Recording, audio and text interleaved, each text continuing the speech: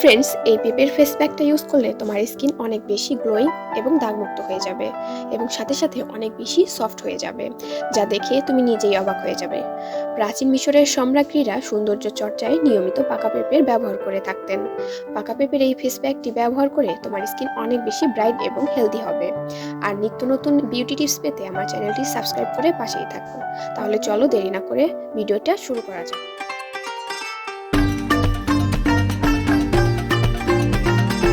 আসসালামু আলাইকুম ফ্রেন্ডস, আশা করছি সবাই খুব ভালো আছো।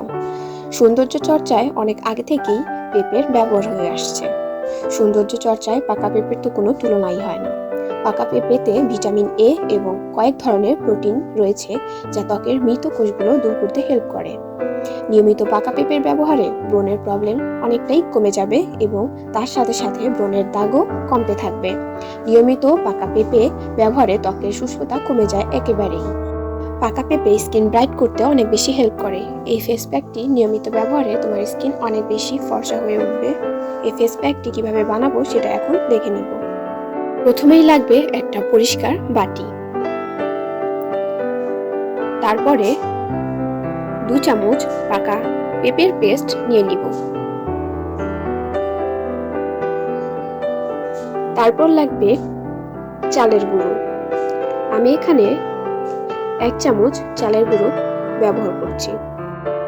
তারপর লাগবে মধু। আমি এখানে 1 চামচের মতো মধু নিয়ে নিচ্ছি। তারপরে এই সবগুলো উপাদানকে খুব ভালো করে মিশিয়ে নিতে হবে। খুব ভালো করে মেশানোর পরে এই ফেস প্যাকটি তুমি তোমার স্কিনে অ্যাপ্লাই করবে এবং শুকিয়ে গেলে তা ধুয়ে ফেলবে। তারপরেই দেখবে যে তোমার স্কিন কত বেশি সফট এবং ব্রাইট হয়ে গেছে। নিয়মিত এই ফেস প্যাকটি ব্যবহার করলে তোমার স্কিনের দাগ চলে যাবে এবং পেঁপেতে থাকা ভিটামিন এ তোমার স্কিনকে অনেক বেশি হেলদি এবং গ্লোয়িং করে তুলবে। তাই নিয়মিত এই ফেস প্যাকটি ব্যবহার করে দেখো। তারপরে এই ফেস প্যাকটি থেকে তুমি কেমন রেজাল্ট পাও সেটা আমাকে কমেন্ট বক্সে জানাতে পারো। তাই বন্ধুরা, ভিডিওটা ভালো লাগলে সবাই লাইক, কমেন্ট এবং শেয়ার করবে।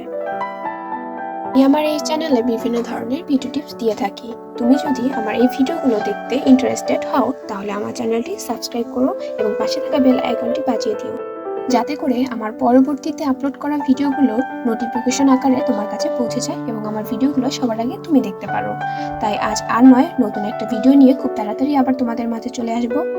আল্লাহ হাফেজ।